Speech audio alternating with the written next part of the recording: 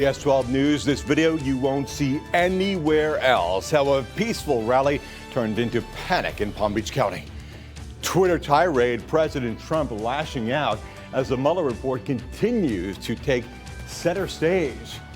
Tiger terror, a zoo employee fends off an endangered species, and Easter forecast. If you're headed to a sunrise service, you're going to need to hear Michael's all-important forecast. That's next.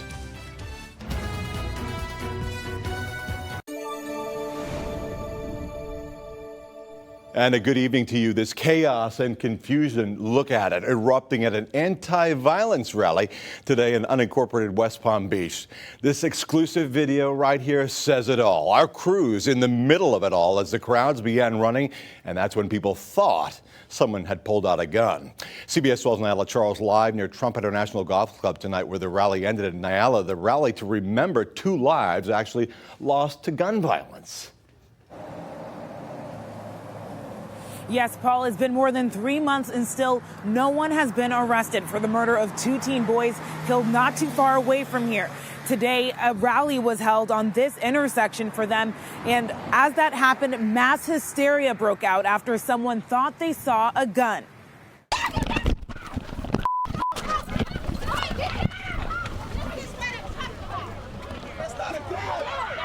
This exclusive video taken by CBS 12 News shows the moment a group of anti-violence protesters made a run for it. Protesters tell CBS 12 News a man driving by gave them a thumbs down, then pulled out what they thought was a gun. That's when the panic broke out. But PBSO says it wasn't a gun, but a club that the driver pulled out after a protester ran after him, reacting to the gesture he made. No one was hurt or arrested. It turned out to be just a scare. But still, the family says they want to get their message out. What we are looking for is justice. Justice for 16-year-old Frederick Rosemond and 17-year-old Multier Charles Jr. Deputies say the 2 teens were shot and killed at Lake Belvedere Estates Park in unincorporated West Palm Beach after leaving a party back in January. We don't want this to be another 2 black lives that were lost and nothing gets done. The family says the 2 teens were just having fun. All they wanted to do was make it home.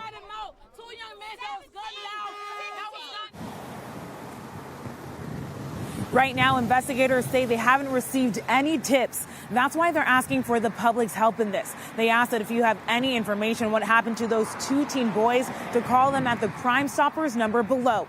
For now, reporting live from West Palm Beach, Nyala Charles, CBS 12 News. Let's hope those families can get some closure, Nyala. And if you'd like to watch this video again and for more developing details on this entire story, you can find it all in one place, our website, cbs12.com. Right now, the first family over at Mar-a-Lago gearing up for the Easter holiday. The president also taking to the links today at Trump International Golf Club. But at the same time, if you look at his Twitter feed, he's taking aim at special counsel Robert Mueller's report and is not afraid to, in the president's style, tweet what's on his mind. This weekend, President Trump was all smiles from his Florida golf club, but a flurry of frantic tweets suggest he's preoccupied with the Mueller report, despite declaring game over when it was released. The president wrote, "The end result of the greatest witch hunt in U.S. political history is no collusion with Russia and no obstruction. Pretty amazing." But special counsel Robert Mueller did not reach a conclusion on the obstruction of justice. He investigated 10 events in which it may have occurred, including Mr. Trump directing White House counsel Don McGahn to fire Mueller. McGahn took copious notes about the request. President Trump warned, watch out for people that take so-called notes when the notes never existed until needed. And his personal attorney, Rudy Giuliani, slammed McGahn's credibility in multiple interviews. McGahn's lawyer responded in a statement, "It's a mystery why Rudy Giuliani feels the need to relitigate incidents the Attorney General and Deputy Attorney General have concluded were not obstruction, but they are accurately described in the report." The Mueller document has now left us with a roadmap to go forward Congressional Democrats issued a subpoena for an unredacted version of the report and called for Mueller to testify before Congress. We have a Constitution of the United States, and it says when a president engages in this kind of activity, then it's time for impeachment. Massachusetts Senator Elizabeth Warren is the first major presidential candidate to mention impeaching Mr. Trump. But other 2020 hopefuls say there's a better option. If we really want to send Trumpism into the history books, the best thing we can do is defeat it decisively at the ballot box in 2020. On Monday, House Speaker Nancy Pelosi is planning to hold a conference call with Democrats to go over the findings in the Mueller report, what she calls a grave matter. Pelosi says they will also talk about, quote, the next steps that must be taken. Weijia Jiang, CBS News, West Palm Beach, Florida. In the meantime, the President and First Lady planning to continue their Easter tradition by attending service at Bethesda by the Sea on Palm Beach. It is the same church, as many of us know, where he and First Lady Melania tied the knot back in 2005. A former local high school athletic director convicted of video voyeurism now free tonight, released from prison earlier today. 52-year-old Bill Weed, there he is, served a little more than a year at the South Bay Correctional Institution after the video voyeurism conviction. Now, Weed was the athletic director at Palm Beach Gardens High School at the time of his arrest. Police say he planted a hidden camera in a digital alarm clock inside a teenage girl's bedroom, recording her getting undressed. Going in front of a judge today, this nurse in West Palm Beach facing more than 20 counts of child porn charges. Police arresting 42-year-old Brian Bastos yesterday. Now, detectives say they tracked him down through his IP address, and they also say he admitted to downloading, then watching the video with a child involved in some type of inappropriate activity. Right now, Bastos on house arrest. He's not allowed to get on the internet or have any contact with anyone under the age of 18. Turning the tables, that's what two women charged with running the Jupiter massage parlor where New England Patriots owner Robert Kraft and dozens of other men are accused of paying for sex. The women's attorneys now accusing police and prosecutors of leaking the surveillance video. Now, the women's lawyer is filing an emergency motion claiming the New York Daily News published an article claiming a person is offering to sell those sex videos. New tonight, a tragedy 20 years ago today. The Columbine School Massacre. People living in Littleton, Colorado, coming together for a very special ceremony to remember the victims and the survivors. It was on this day back in 1999, as so many of us remember, 2 students opened fire there, killing 12 students and 1 teacher. Back then, it was the deadliest school shooting in U.S. history, sparking a nationwide debate on gun control and school safety that still continues today. And this tragedy stirring up a whole lot of painful emotions for the survivors of the Parkland massacre. March for Our Lives, the movement born out of the tragedy, tweeted this message, quote, sending love to the resilient Columbine community, saying, we grew up in the shadow of the Columbine shooting. We grew up with active shooter drills. We lived through a school shooting. Today and every day, we remember those we lost and will always honor them with action. New details tonight in the case of a tiger that attacked his keeper, see behind me, sending her to the hospital today with critical injuries. The zoo officials say the woman was awake and alert when taken to the hospital and at last checked tonight in stable condition. They say she had puncture wounds and after Sanjeev, the zoo's male Sumatran tiger, attacked her. Take a look. We're at the zoo, 635 Southwest Gage. We have staff getting attacked by a tiger. Staff is still in the enclosure. The tiger is still next to them. Still attacking. This type of day is not one that you ever hope happens. Zoo Director Brendan Wiley said the Topeka Zoo and Conservation Center continue to investigate the incident that sent the primary tiger keeper to the hospital with critical injuries. She is now in stable condition. Wiley said it is not abnormal for a keeper to be inside the enclosure, but there is never a circumstance which would cause a keeper and animal to be in the same space at the same time. Our investigation of this is not concluded yet. Both our team member and Sanjeev the tiger were both in our outdoor tiger habitat. As soon as Sanjeev recognized that, he essentially tackled our keeper. There really isn't a circumstance where they should be in the same space. So there was some sort of error that occurred here. Wiley said the Sumatran tiger acted like any tiger would when something comes in its territory. Sanjeev is a vital part of the zoo's conservation efforts of the rare species. There is absolutely no consideration to euthanize Sanjeev. Sanjeev will continue to be a valuable and viable part of the Association in Zoos and Aquariums Species Survival Plan. And while this incident is very unfortunate, he did what a wild animal, what a wild tiger does. The Topeka Zoo will use this incident to review the procedures and make any changes they seem fit. You can be assured that if there's something that needs to be changed, we're going to change it. As we stand right now, we're not aware of anything that needs to be changed today. Let's hope the handler will be okay. Now, the incident, we're told, lasted about 10 minutes before other employees lured Sanjeev back into his building before the arrival of the zoo's firearm response team. Now, once the zoo reopened about 45 minutes later, Sanjeev remained inside for the rest of the day. Honoring a hometown hero, how local leaders and his family and friends remembered a Palm Beach County soldier killed overseas. And the faithful making other plans for Easter services in Paris after that devastating fire at Notre Dame. Michael. And Paul, we got rid of all the storminess yesterday. We got a nice stretch of below normal temperatures and dry conditions for South Florida as high pressure moves across.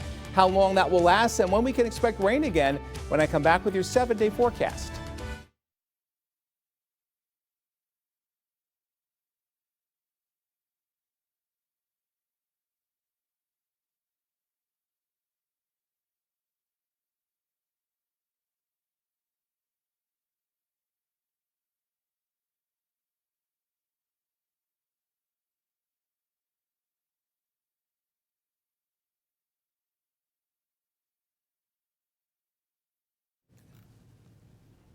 Restart the application on that. It's basically not working. I'll have to let you know when we can do weather, if we can do weather.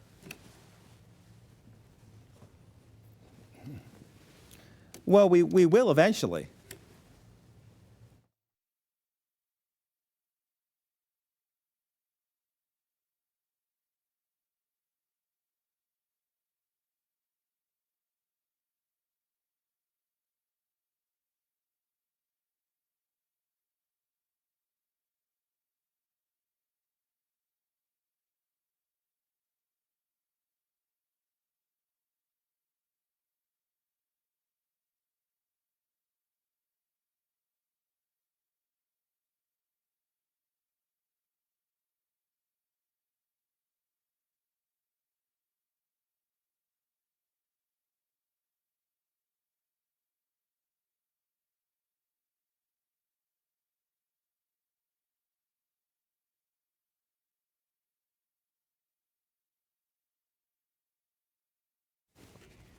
We're going to float the full weather until I say we can do it, until I bring it up. That's correct.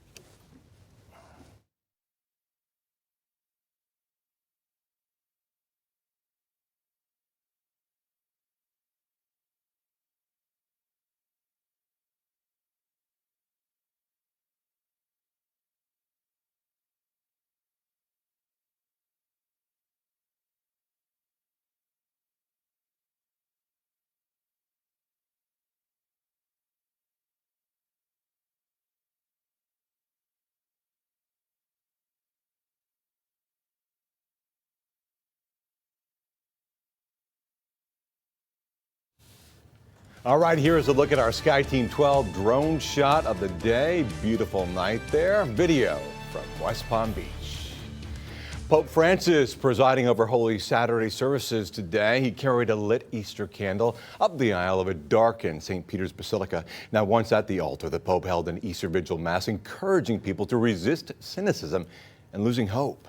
And this weekend, Jews around the world are celebrating Passover.